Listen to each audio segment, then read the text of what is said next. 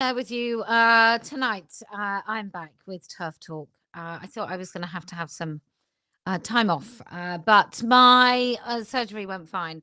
So, well, we'll know a bit more later. Anyway, um, if you want to join in, if you think I'm wrong, if you think compromise is the key, if you don't recognize why it is that we should never compromise and how it is that those past compromises of be kind, be respectful, be a nice little quiet person, lie on the side of the road and bleed. We know our bus has just run you over.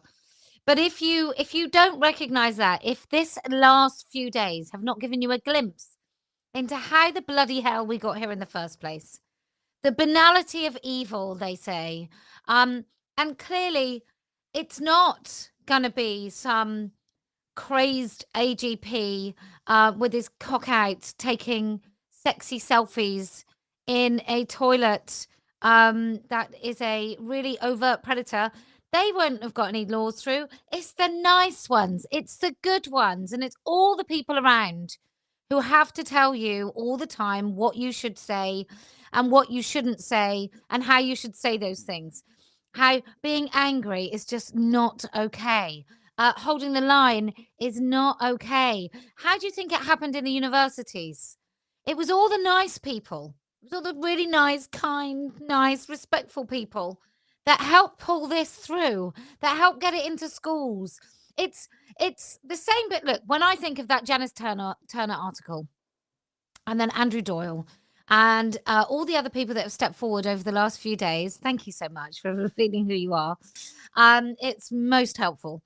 But all those people that have done that through the days, they're the people in the universities who have stayed quiet. They're the people that ushered this in. They're the people. It's not a coincidence. It's not a, oh, we've been in this so long, we're battle weary. No, no, no. These are the people that have thought that they haven't thought about what it means to use the word she. They haven't. Otherwise, they wouldn't be telling you why they're so nice and how, by virtue of that, you're not nice when they use the word she. Let me tell you what I think. So I have conversations all the time. Wherever I go, I have conversations. I really do try and bring it up all the time because I know that what we can say as women, and I know what's important, and I know the number of women that I speak to that feel isolated and gaslit. I know it's really important, even at risk of somebody thinking that I'm a horrible person. It's always important to me to give a woman an out, give her an opportunity to know that it's okay to say that some things are not okay. I guess it's the opposite of what we've seen over the last few days from the people that want to tell you to be polite. So I went in a clothes shop and I was trying something on, and the thing I had a woman top on, and I was trying something on I was trying an orange jumpsuit on for one of the events that I was going to, and I said to her, "I need to make sure I can put diamantes down here." And we started talking, and she said in hushed tones, "Oh no, I can't. Like, we get them in here. This is in a clothes shop, nice clothes shop, not a cheap clothes shop, not a kids' clothes shop, like a middle-aged woman's clothes shop." And she said, "We get them in here, but can't say anything. And sometimes when they're a really long time, and they do make our female customers feel unsafe and uncomfortable. But what can you say?" And she was a waspy woman who was already pissed off that she had to work an extra 5 years because she had a massive deficit in how the government advised her. So she was already struggling. So she was already having to work in a job that she didn't particularly enjoy, that was getting less and less enjoyable by the day. In addition to that, when those people tell you it's respectful to say she, her for Debbie Hayton, because he's their mate, I want you to clearly visualize, right? Visualize it right now with me. You're 15, or maybe you're 14. Doesn't really matter. You're in school. Couple of your friends have decided they're non-binary, but you know that men aren't women. You know that sex change is impossible. You feel absolutely powerless. You can't speak. You can't even say anything to your friends because you risk losing all your mates. Okay? You risk losing all your mates. Now, two things might happen. One is some prick does some schools guidance, which means that if a boy says he's a girl, he's allowed in your space. Who could that be? Oh, the same prick is standing in front of you, a science teacher with enormous breasts, huge, huge, huge man who now calls himself a woman, and you can't even utter the words as a 14-year-old girl that you know he's a man because you risk losing all your friends and you risk being reprimanded by the school. Who helped that man? Who helped that man into a position of influence? Oh, I know. All the people that are now telling you it's not polite or respectful. They don't think it's respectful. Out of respect, out of kindness, they would call him she, her. And don't tell me I would do it in private. If it's in private, I don't need to hear about it. If it's in private, you don't need to tell us all. Do you? If it's private, oh, well, you know, like when it comes to this, this, and this, and I believe in free speech, do you? Because I hear your compelled speech calling a man she, her. Are these people just too stupid or proud to admit that they've just been groomed? And why did he do it? Why did that man choose all the bigger voices? Why has he befriended all of those people? Why? And let me just tell you while we're at it, the reason I don't have to go along with any of this, and I wouldn't anyway, but I've had no hand up, no leg up, no favors. I owe nobody a back scratch. Nobody. When Debbie Hayton started coming into my DMs saying he agrees with me, but he can't say anything publicly. When he did that, do you know what I did? I told him to fuck off. I basically said, either you message me in public or don't message me at all. And then I think eventually I blocked him. So I just want you to remember when you're defending these people who are trying to tell you, because they're so nice, they're trying to tell you that they're decent. They've done so much, you ungrateful people. How dare you? How dare you not follow what I say? When they do that to you, when they tell you that you're hounding someone for saying you won't use compelled speech, you won't use female language for men, because that is the absolute essence of the issue. When they try and tell you that you're disrespectful, you've no idea the good that someone on GB News have done. Yes, I do. Less than me. Less than many of us. So I don't owe anyone gratitude, and nor do you.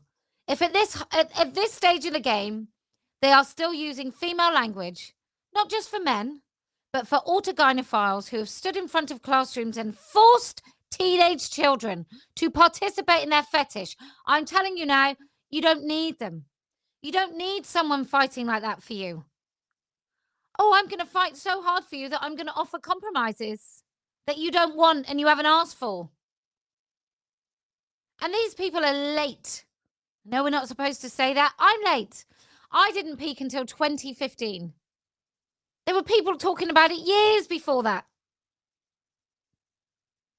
But to have somebody else come along and tell you that you should enjoy the tepid water that they've provided, I absolutely have no time for them whatsoever.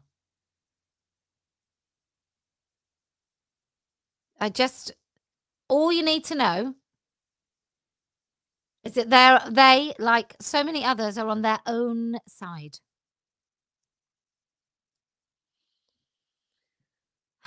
I just think that how can you compromise when little girls age 9 are told off for calling a boy in a school? How can you possibly compromise? You don't win a war with compromise. Somebody said to me today, "You're too radical." What? Expecting to fucking say he, him for a man is too radical.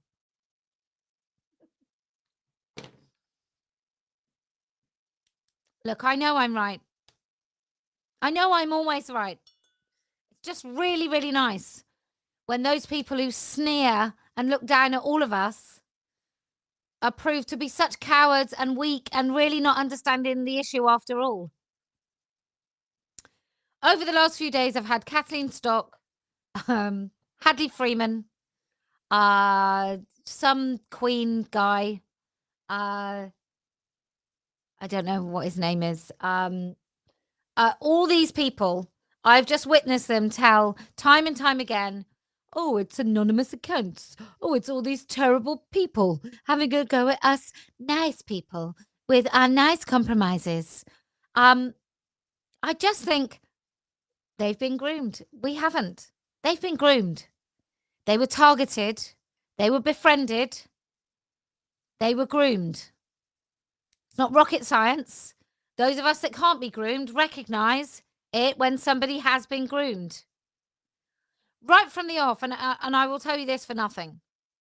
Right from the off, some of those people that have come out in defense of Hayton, his little best friends, some of those people wanted to totally silence me and not involve me in their activism, wanted to have meetings about quite integral stuff. And the direction of everybody invited to those meetings is do not invite Kellie-Jay. Do not invite Posie Parker. Don't tell her it's going on. We don't want her involved. I now know why, fellas. I now know why. Anyway, I will see you.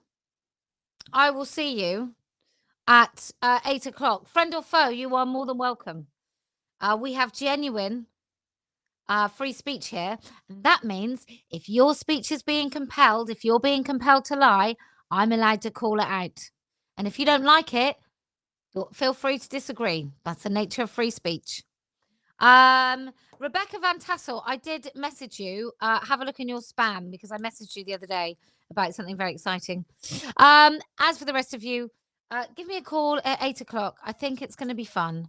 I'm really looking forward to someone telling me why the likes of Andrew Doyle, Janice Turner, Hadley Freeman, and all these big compromisers, why it is important not to offend them or upset their very, very fragile egos.